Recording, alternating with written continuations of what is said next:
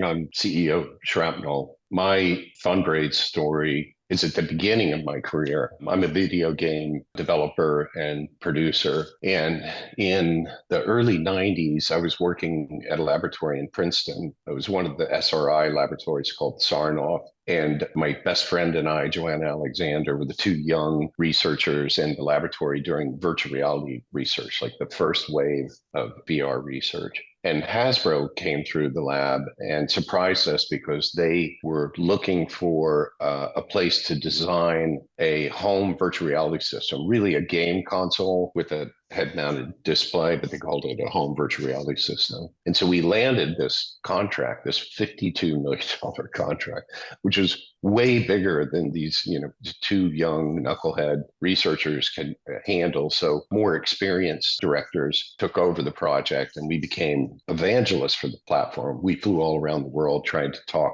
publishers and developers into making games for it. And on one of these trips, my friend and I were visiting his video game company, and we left and we said, man, video game companies are cool. Like those studios, they have cool culture, the people working there. We both love video games. I want to start a video game studio. And Johanna said, yeah, I want to start a video game studio too. So we should do that. So, we still at the laboratory, we began, at night and on weekends working on a terrible business plan that I wish I had, because my recollection was like 2.5 pages and probably written in crayon.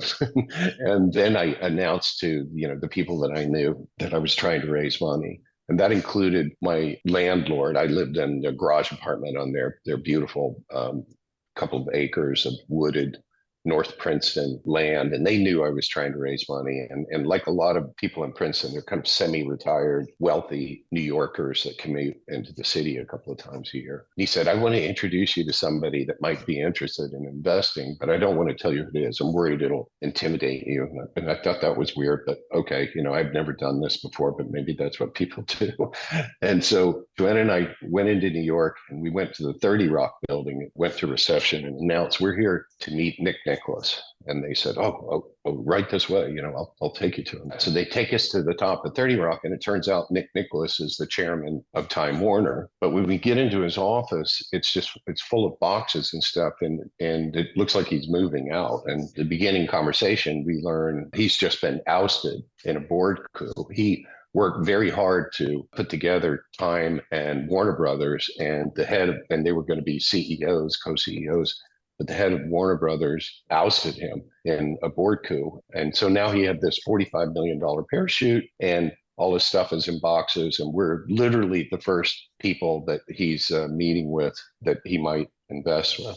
He introduces us to this record company, or former record company executive, manager, lawyer, who had represented like John Lennon and Bruce Springsteen and all these super famous 70s, and 80s rock acts. Like this is his co-investment partner. And they take us to lunch across the street to the 21 Club, like the storied media watering hole that you can't, by the way, when we came in, I noticed every single table had a reserve sign on it. Evidently a regular person can't go or couldn't go to the 21 Club for lunch. And when we go inside and begin our presentation, which we had on a little 8mm clamshell video player, which at the time was just incredible technology, right? That just instantly drew you in. Like, how is it possible to have this video, to deck and screen in this tiny thing?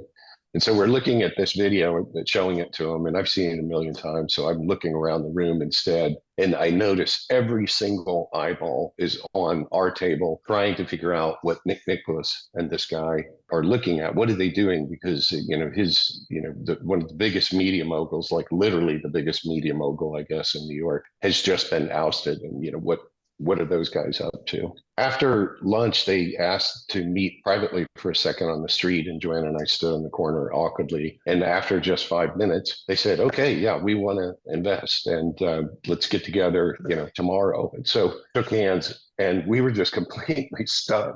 Like, we were not ready for yes at all. Like, we had never done this before. And I think I'm literally the only person you'll ever interview that on their first try with a terrible idea and no idea of what they were doing, they raised money.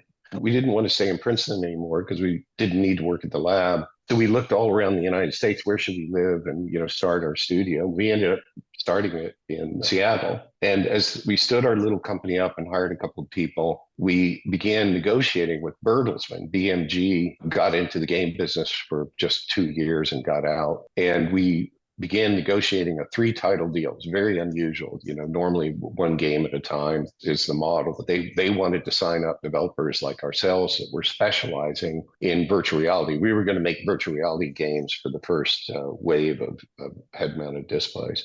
So they said, why don't you come back to New York? What we like to do is get in a room with all the managers and lawyers, and we just work out the agreement, and it's done in one day. And to us, that sounded great, not knowing that we were playing completely to their playbook, which is taking young artists into a vulture's den of lawyers and managers and basically screwing them over in a deal.